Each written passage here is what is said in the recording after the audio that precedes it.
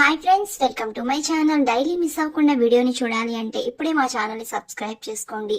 ఇక హాల్లో ఆనంద లీలావతి మాట్లాడుకుంటూ ఉంటారు. ఇక అప్పుడే అక్కడికి సౌమ్య చాలా కోపంగా వస్తూ ఉంటుంది. ఇక అప్పుడే హాల్లోకి శరణ్య, దర్శన్ కూడా వస్తారు. ఇక అప్పుడు సౌమ్య ఇలా అంటూ ఉంటుంది, ఇప్పుడు నేను ప్రెగ్నెంట్ ని అని అంటుంది. ఇక ఆ మాటలు వినగానే ఆనంద, ఏంటి నువ్వు ప్రెగ్నెంట్ వా అని అడుగుతుంది. అవును, ఈ ప్రెగ్నెన్సీకి కారణం ఎవరో కాదు, మీ అబ్బాయే అని అయితే సౌమ్య చెప్తూ ఉంటుంది. ఇక సౌమ్య అలా అనగానే దర్శన్, ఆనంద, లీలావతి అందరూ కూడా షాక్ అయిపోతారు. ఇక అప్పుడు దర్శన్, ఏంటి నీ ప్రెగ్నెన్సీకి నేను ఎలా కారణమవుతాను అని అడుగుతూ ఉంటాడు. ఇక అప్పుడు సౌమ్య, మీరు నమ్మినా నమ్మకపోయినా ఇదే నిజం, నా ప్రెగ్నెన్సీకి కారణం దర్శనే అని అయితే బలంగా సౌమ్య అంటూ ఉంటుంది. ఇక అప్పుడే శరణ్య, బెంగళూరు ఇన్సిడెంట్ జరిగి 1 మంత్ కూడా అవ్వలేదు, అప్పుడే నీకు ప్రెగ్నెన్సీ ఎలా వస్తుంది?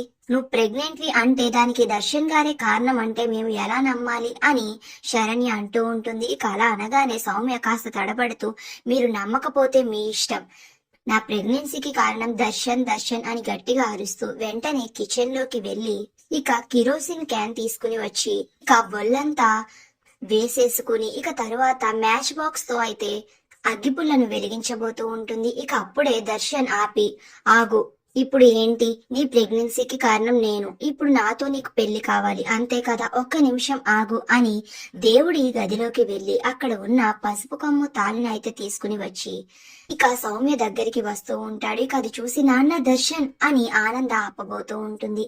ఇక పక్కనే ఉన్న శరణ్య షాకింగ్ గా అలా చూస్తూ ఉంటుంది. ఇక అప్పుడే దర్శన్ ఆ తాళిని సౌమ్య దగ్గరకంటా వచ్చి సౌమ్య మెడలో 3 ముడులు వేయబోతూ ఉంటాడు.